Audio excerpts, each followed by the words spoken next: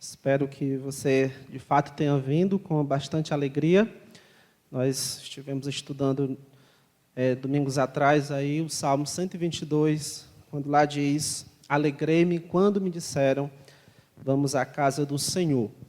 Apesar de nós estarmos reunindo os homens na quinta-feira, as senhoras estão reunindo na sexta e os jovens no sábado, mas o culto de oração e a escola dominical fazem muita falta. Parece que de um domingo para o outro, apesar dessas programações no meio da semana, parece que é muito tempo. Então, pelo menos eu fico muito ansioso para esse tempo de domingo à noite. É um tempo que nós estamos juntos como a Igreja de Cristo, um momento que não tem como não ter alegria. Claro, às vezes dificuldade que a gente está passando pode nos trazer tristeza, mas Deus pode alegrar o nosso coração pela sua palavra e pela comunhão com os irmãos. Vamos orar ao nosso Deus, e então darmos continuidade aqui, esse tempo dedicado à palavra do Senhor. Oremos. Grande Deus, Pai, nosso Senhor e Salvador. Senhor, é tão prazeroso estar aqui congregado com os irmãos em Cristo e como o povo do Senhor, a igreja do Senhor Jesus Cristo. É com alegria em nosso coração, ó Deus, que nós entoamos louvores a Ti e reconhecemos, ó Deus, que é o Senhor quem nos sustém. Se alguma coisa tem nos faltado, mas nós temos o principal, que é o Senhor. E se nada tem nos faltado, ó Pai, mas é porque o Senhor tem suprido cada necessidade. Em todo caso, ó Deus, rendemos graças ao Teu nome, por sabermos que o Senhor é soberano sobre todas as coisas. É o dono da nossa história, das nossas vidas. E se o Senhor não poupou por nós o Teu próprio Filho, certamente não nos negará nada que de fato seja necessário. Senhor, esse momento agora é o momento em que queremos colocar a nossa mente, o nosso coração diante da palavra do Senhor, sabendo que ela é poderosa, que ela é viva, que ela é eficaz e ela tem o poder de penetrar nos nossos pensamentos, o mais fundo do nosso coração. E sabemos também que a Tua palavra, pelo poder do Senhor, por ser a palavra do Senhor, ela não volta vazia. O Senhor conhece cada coração que aqui está presente. Que a Tua palavra, Deus, não volte vazia. Em nome de Cristo. Amém. Nosso último estudo na Epístola aos Romanos foi no dia 15 de março. No dia 18 de março, foi o dia em que começaram-se os decretos do período de quarentena, que já virou noventena, e eu não sei o que mais vai se tornar. No nosso último estudo, nós estudamos Romanos, capítulo 15, os versículos 13 e 14. Diz assim esses dois versículos, Romanos 15, 13 e 14. E o Deus da esperança vos encha de todo o gozo e paz no vosso crer, para que sejais ricos de esperança no poder do Espírito Santo. E certo estou, meus irmãos, sim, eu mesmo, a vosso respeito, que estáis possuídos de bondade, cheios de todo conhecimento, aptos para vos admoestardes uns aos outros. E na ocasião em que nós estudamos Romanos 15, 13 e 14, nós estivemos destacando algumas palavras nesses versículos. No versículo 13, encha de todo gozo. Ainda no versículo 13, para que sejais ricos. No versículo 14, lá diz de que estáis possuídos de bondade, cheios de todo conhecimento, aptos para vos admoestardes uns aos outros. Observando esses termos, o tema do nosso estudo, nesses dois versículos, foi uma igreja cheia. E nós destacamos 5 elementos dos quais a igreja precisa estar cheia, ou elementos que cada crente precisa estar cheio, são elementos que vão fortalecer o nosso relacionamento uns com os outros. Desde o capítulo 12, Paulo está tratando desse nosso relacionamento uns com os outros. Então, esses 5 elementos dos quais a igreja deve estar cheia, nós vimos, a igreja deve estar cheia de alegria e paz, a igreja deve estar cheia de esperança, terceiro, a igreja deve estar cheia de bondade, quarto, a igreja deve estar cheia de conhecimento, e quinto, a igreja deve estar cheia de poder.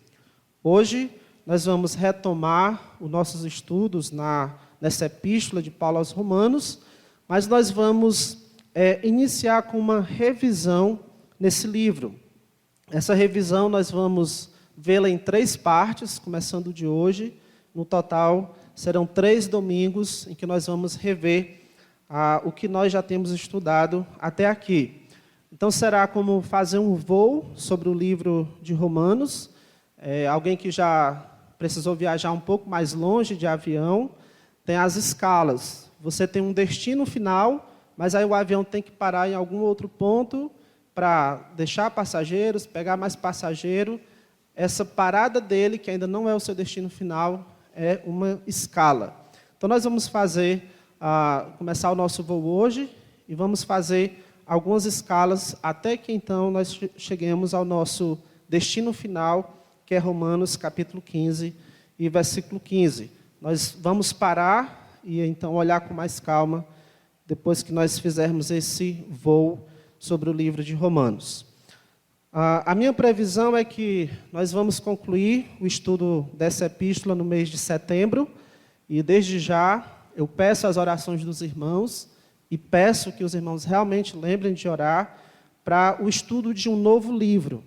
Esse período de pandemia, surgiram muitas dúvidas, pessoas falando acerca do fim do mundo, do fim dos tempos, e isso tem trazido várias dúvidas. Então, eu gostaria, com a graça de Deus, de nós estudarmos o livro de Apocalipse, começar uma nova jornada. Então, peço que os irmãos orem em favor desse grande desafio que é pregar no livro de Apocalipse. Já estou dando os passos iniciais em estudar esse livro, então, por favor, ore por mim, para que Deus me ajude a ensiná-lo corretamente aos irmãos. E, se for possível, a gente inicia ainda esse ano. Muito bem, então, iniciando aqui o nosso voo no livro de Romanos, nós estivemos destacando como tema para esse livro o tema justificação pela fé somente, ou justificação somente pela fé.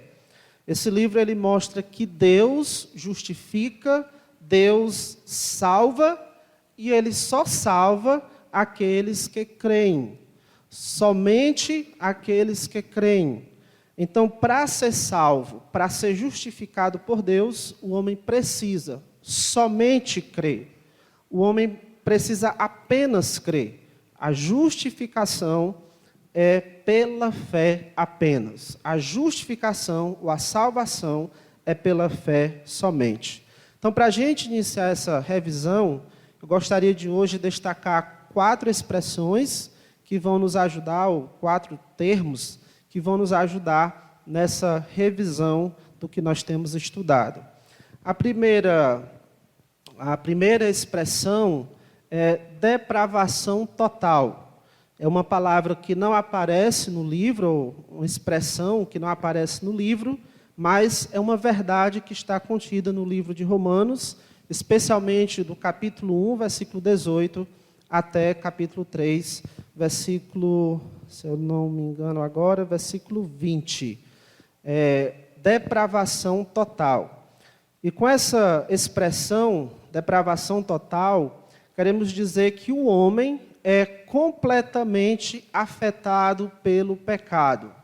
O homem, em todo o seu ser, em todas as suas faculdades, o homem ele é completamente afetado pelo pecado.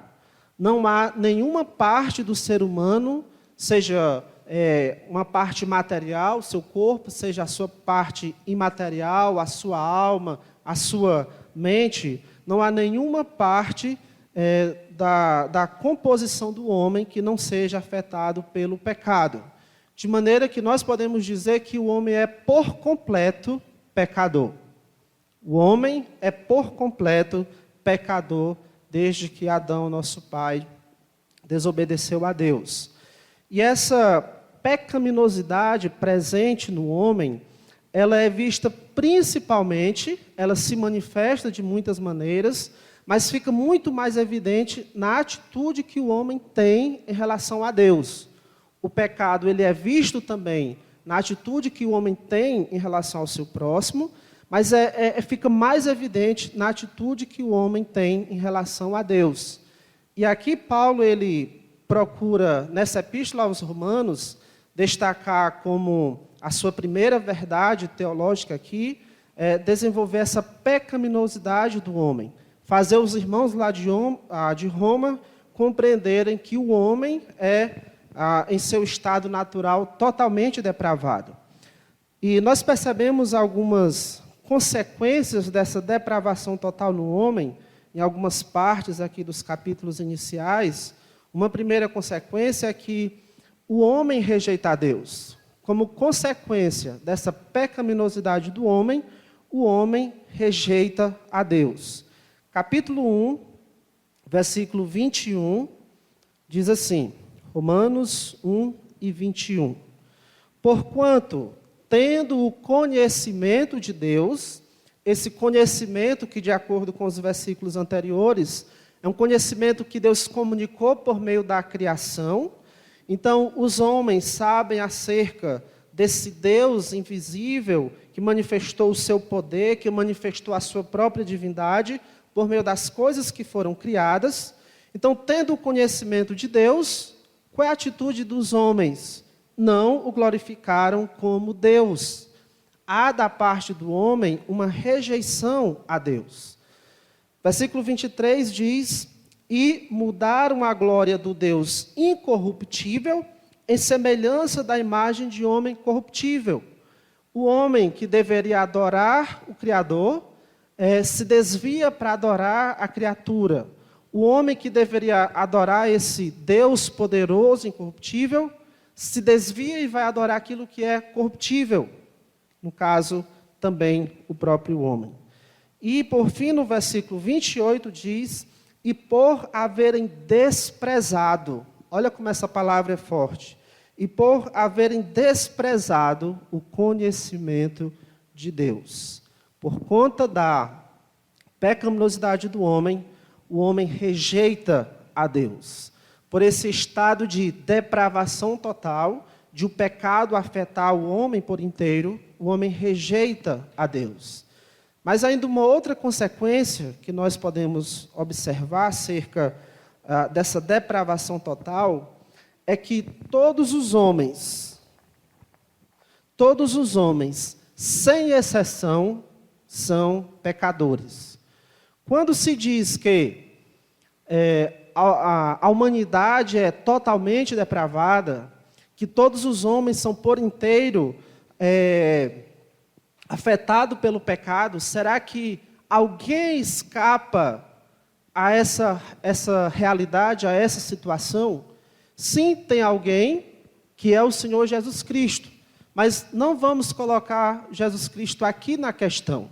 Então, deixando à parte Jesus Cristo, há dentre toda a humanidade alguma exceção, alguém que não seja totalmente depravado, alguém que não nasceu pecador, alguém que, por disposição natural, não vai rejeitar a Deus? Capítulo 3, Romanos 3, versículo 9, diz, que se conclui? Paulo pergunta, temos nós, e aqui ele se refere aos judeus que conheciam a Deus, temos nós qualquer vantagem? Não, de forma nenhuma.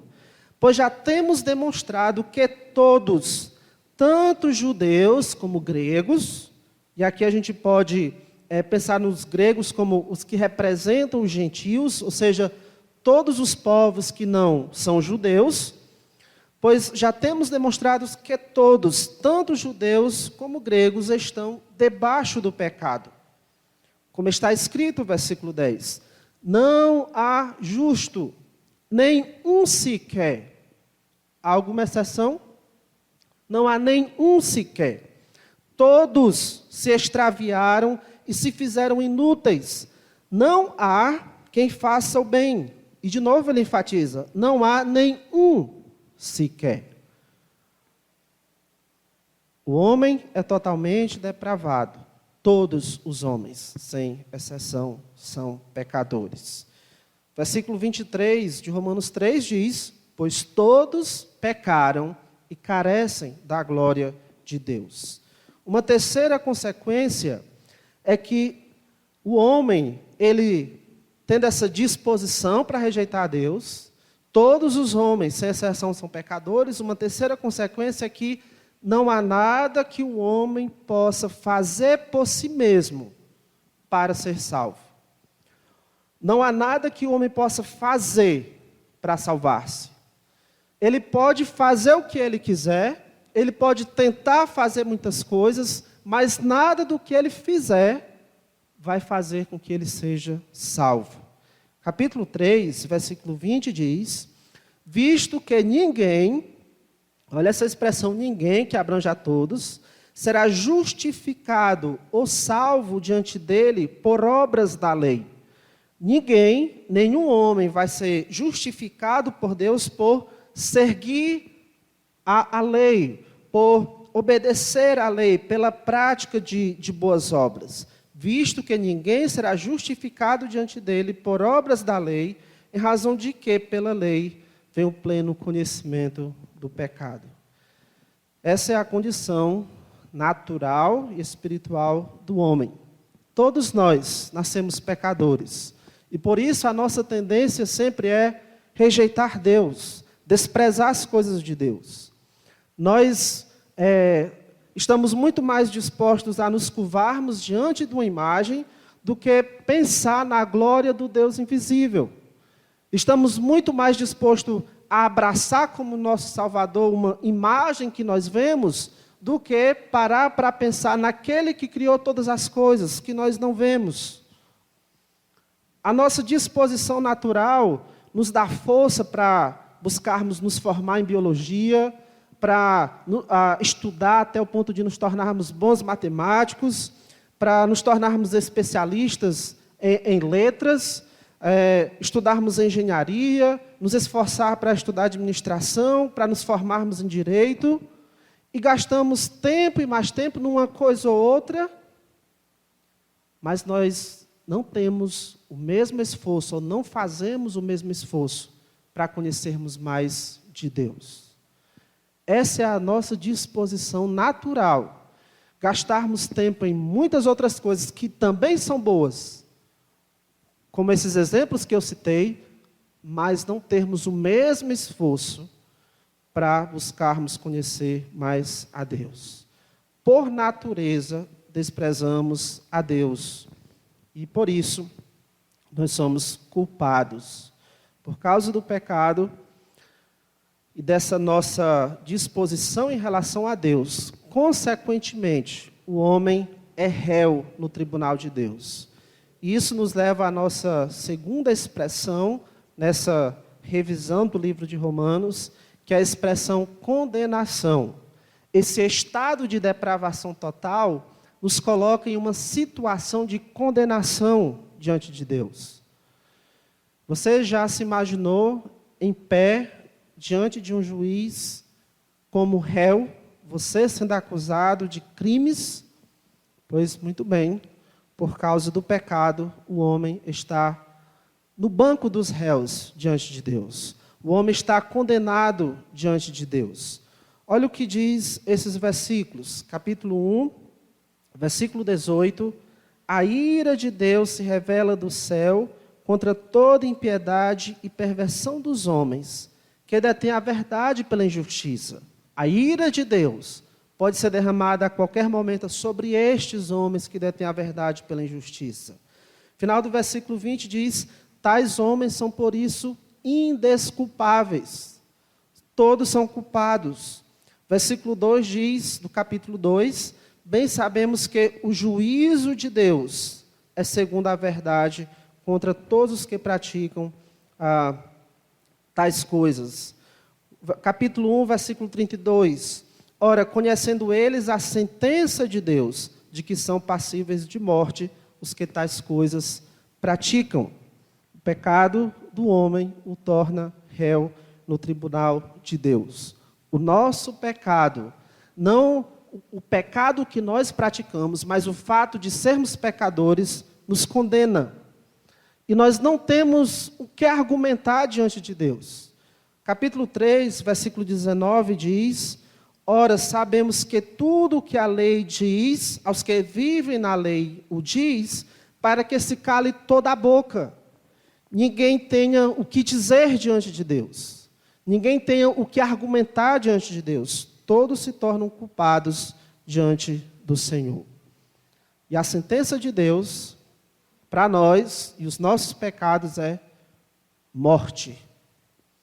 Romanos 6, 23 diz: pois o salário do pecado é a morte. O versículo que já mencionei, 1:32, ora, conhecendo eles a sentença de Deus. Qual é a sentença de Deus? Qual é o decreto de Deus para esses que são culpados? São passíveis de morte. O salário do pecado é a morte. Então, diante desse quadro, de que nós somos totalmente pecadores, e estamos lá no banco dos réus como condenados, será que há esperança para nós? Será que há algo que possamos fazer, ou algo que possa ser feito para consertar nossa situação diante de Deus? Graças a Deus, há uma terceira palavra nessa nossa revisão aqui, que é a palavra justificação. Há esperança para o homem? É possível o homem ser salvo? Como pode um homem pecador ser salvo? A resposta é que o homem pode sim ser salvo, mas não por seus méritos. O homem pode sim ser salvo, mas não por seus próprios esforços. A justificação é de graça. Para nós, para aqueles que são pecadores, a justificação é gratuita, é de graça, é 0800. Justificação é uma ação de Deus, em que Ele, na posição de juiz ali no tribunal, Ele declara o pecador que está ali no banco dos réus, Ele declara o pecador justo. Não porque esse pecador em si seja justo, não porque esse pecador não tenha cometido nenhum crime, mas ainda assim, Deus o declara justo, Deus o declara inocente, Deus diz sem culpa e carimba a situação. Os seus pecados foram perdoados, os seus pecados foram cancelados. Essa justificação, essa declaração de Deus em nos inocentar, ela é feita pela fé em Jesus, somente. Apenas por causa da fé em Jesus é que nós somos declarados justos. Capítulo 3, versículo 22 diz: justiça de Deus mediante a fé, por meio da fé, em Cristo, para todos e sobre todos os que creem. Para todos aqueles que creem em Jesus Cristo, não é mediante a fé em Jesus que diz aqui? Então, aqueles que creem em Jesus, é dado essa justiça. Estes são justificados. E quando aqui fala, nesse livro, aos Romanos, de que Deus ele justifica aqueles que creem, não deixa brechas nem nesse texto aqui e nem em outras passagens, outros livros, de que além de ser justificado por meio da fé, há um outro método, há uma outra maneira de ser justificado, de ser inocentado de seus pecados. Não. Justificação pela fé somente. E também essa justificação, reforça o texto, é pela graça somente. Versículo 24. Sendo justificados, essa palavra aqui deveria trazer alegria para o nosso coração, gratidão a Deus, sendo justificados gratuitamente, por sua graça. Esse versículo aqui quando eu ensinei esse capítulo 3, que era outra Bíblia que eu usava, eu acho que quase todas as palavras aí estavam com uma cor diferente, porque cada palavra aqui é muito importante. Sendo justificados, isso já é algo grandioso, Deus nos justificar, mas aí diz gratuitamente, é de graça. E aí enfatiza mais por sua graça. É um favor que nós não merecemos, mediante a redenção que há em Cristo Jesus. Pela graça somente. A salvação é dada de graça aos que creem. As nossas boas obras, elas não têm qualquer valor para adquirir a salvação. Elas vão ser importantes depois da salvação. Mas o que eu faço de bom, ou o que eu deixo de fazer de bom, não conta em relação a se tornar justo diante de Deus, ou a adquirir a salvação. Capítulo 3 ainda, versículos 27 e 28, onde, pois, a jactância, ou onde está o motivo de se orgulhar? Foi de toda excluída. Não há espaço aqui para o orgulho. Por que lei? Como é que isso foi excluído? Pela lei das obras? Não, pelo contrário, pela lei da fé. Versículo 28. Concluímos, pois, que o homem é justificado pela fé, independentemente das obras da lei. As obras não entram aqui no assunto de ser justificado pela fé. É um outro assunto. A justificação é independentemente das obras da lei. Então, Deus justifica o homem? Sim.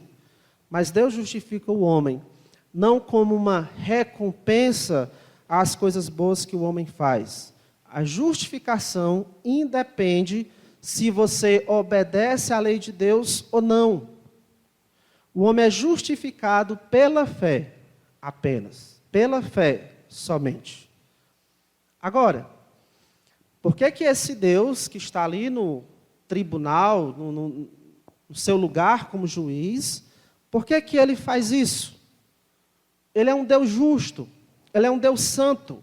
Como pode ele declarar um homem pecador, culpado, como ele pode declarar que essa pessoa seja inocente?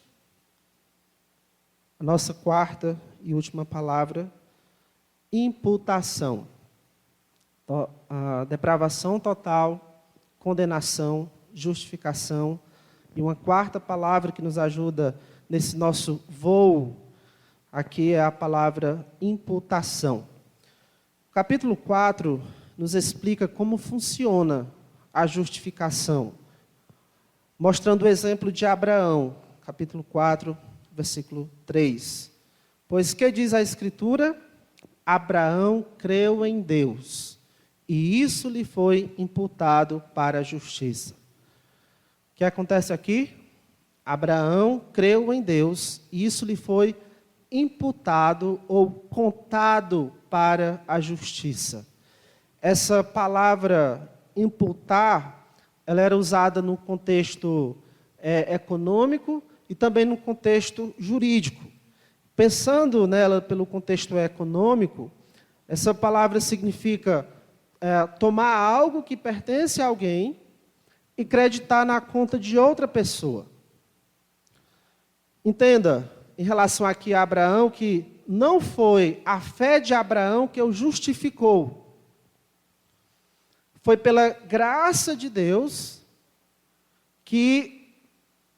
em quem Abraão colocou a sua fé.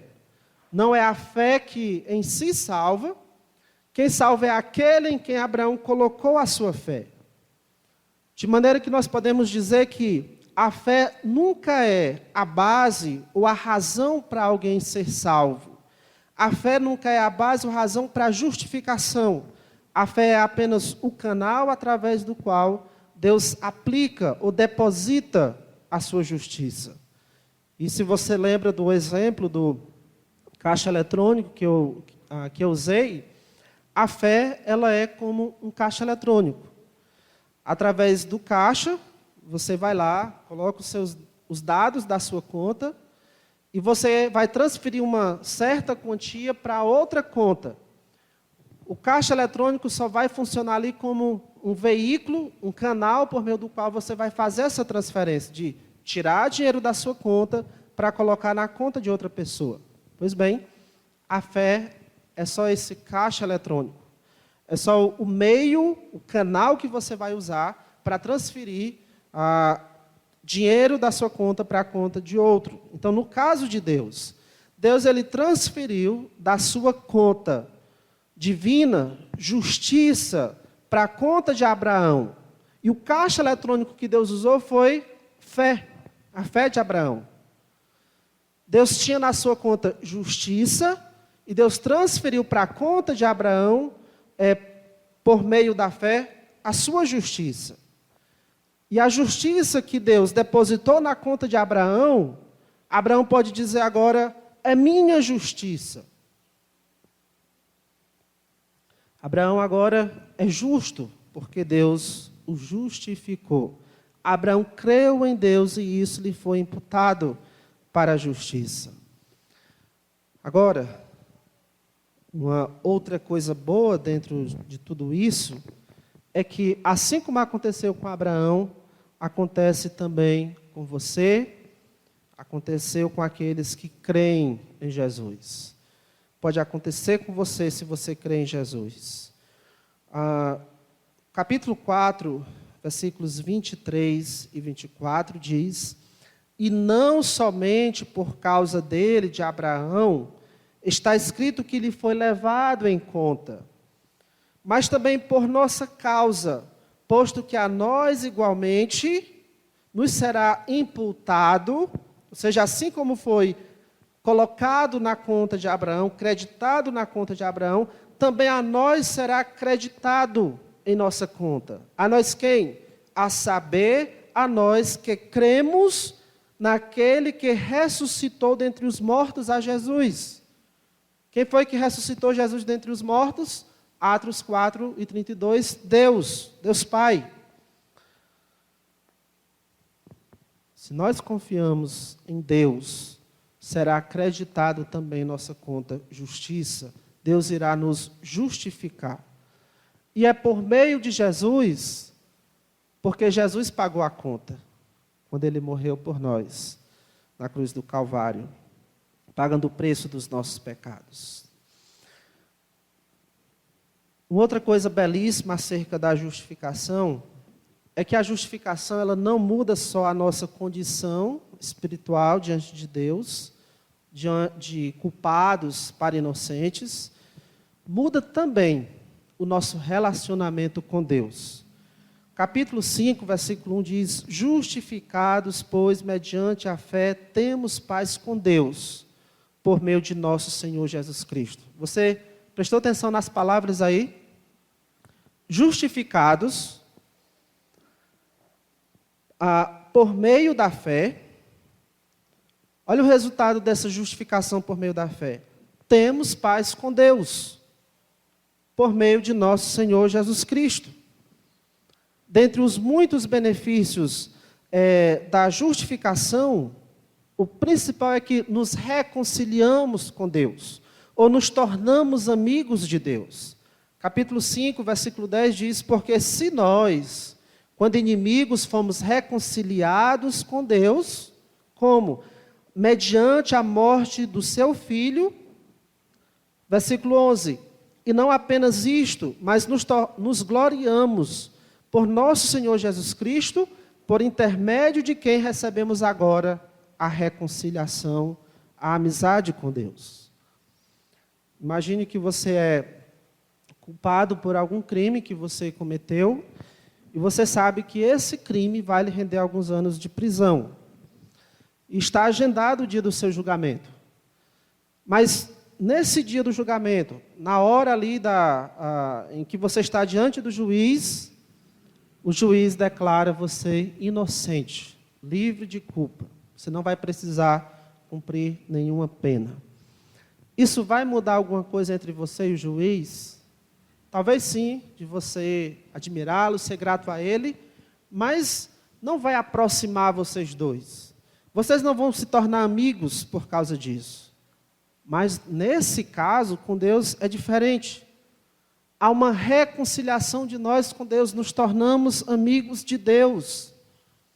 E como nós cantamos, não existe nada melhor do que ser amigo de Deus. Existe alguma coisa melhor? Não existe nada melhor do que ser amigo de Deus. Tudo isso aqui, irmãos, é graça, favor que nós não merecemos. Deus está muito disposto a perdoar os nossos pecados, sejam eles quais forem, e em que quantidade for, Deus está disposto a perdoar os nossos pecados. Capítulo 5, versículo 20 diz: sobreveio a lei para que avultasse a ofensa, mas onde abundou o pecado, superabundou a graça. Não importa o tamanho da nossa dívida com Deus, quantas folhas eram de pecados listados ali que tínhamos contra Deus, a graça de Deus é maior. Você entende isso?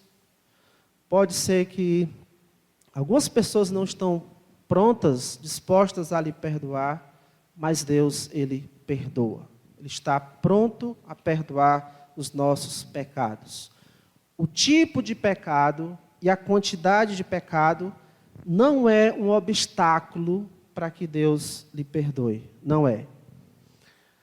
Esse versículo aí, Romanos 5,20, no final diz: onde abundou o pecado, ou seja, onde aumentou o pecado, superabundou a graça, transbordou a graça. Nossos pecados são muitos. Desde o dia que você nasceu, se você fosse registrar cada pecado, eita, tamanho da lista. Nossos pecados são muitos? São. E mesmo que a lista fosse pequena, o problema é que nós somos, por natureza, pecadores. Mas se nossos pecados são muitos, transborda a graça de Deus. A graça do Senhor é muito mais.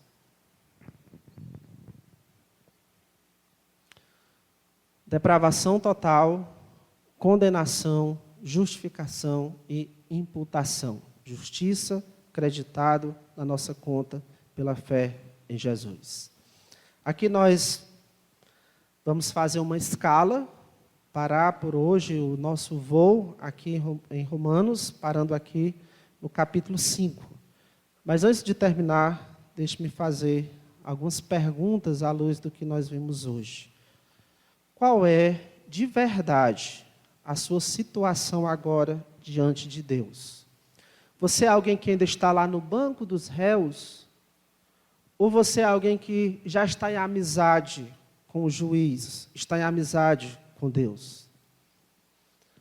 Você é alguém que ainda está lá porque não recebeu justiça não foi creditado na sua conta porque você reluta em crer em Jesus, porque você reluta em ter que se tornar um seguidor de Jesus? Justificados, pois, mediante a fé, temos paz com Deus. E essa paz é real, é verdadeira, para aqueles que creem em Jesus somente.